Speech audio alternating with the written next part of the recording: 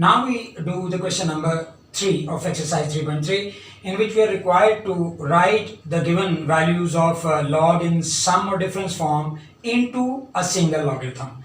So let's do the part 1, in which we are given the value of two different log in sum form. So we know the inverse application, the law of product.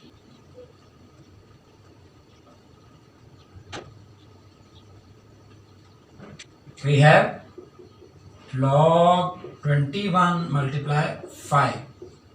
So we write the value in single log.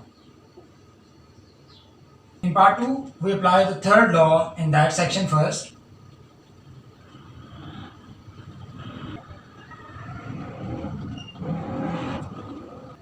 As you know that according to third law, the power will become coefficient. So we inversely use it.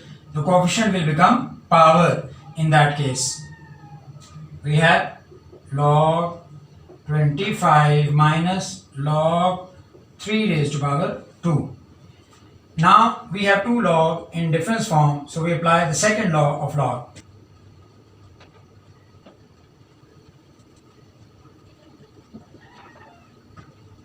Applying second law of log, we have log 25 divided by 3 raised to power 2.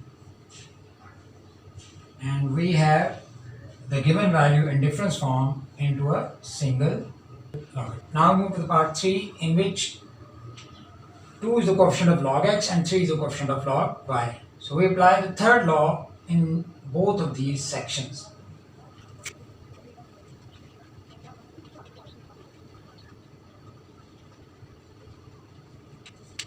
According to this law, the coefficient will become power, meaning 2 will become power of x and 3 will become power of y.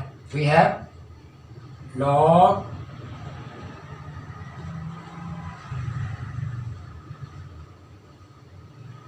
x square minus log y cube. We have the value in difference form now. We apply the second law of log.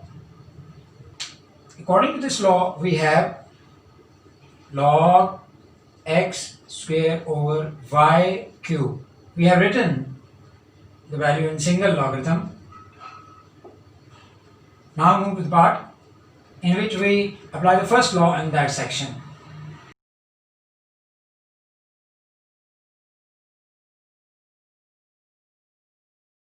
We have log 5 into 6 minus log 2.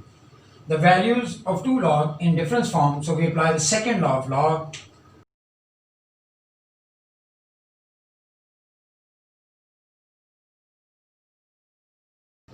We have log 5 into 6 over 2. So we have written the value in single logarithm as log 5 into 6 over 2 for part 4. That's it for the question number 3. In these question number 2 and 3, we have learned how to write the values given in sum or difference form into single logarithm.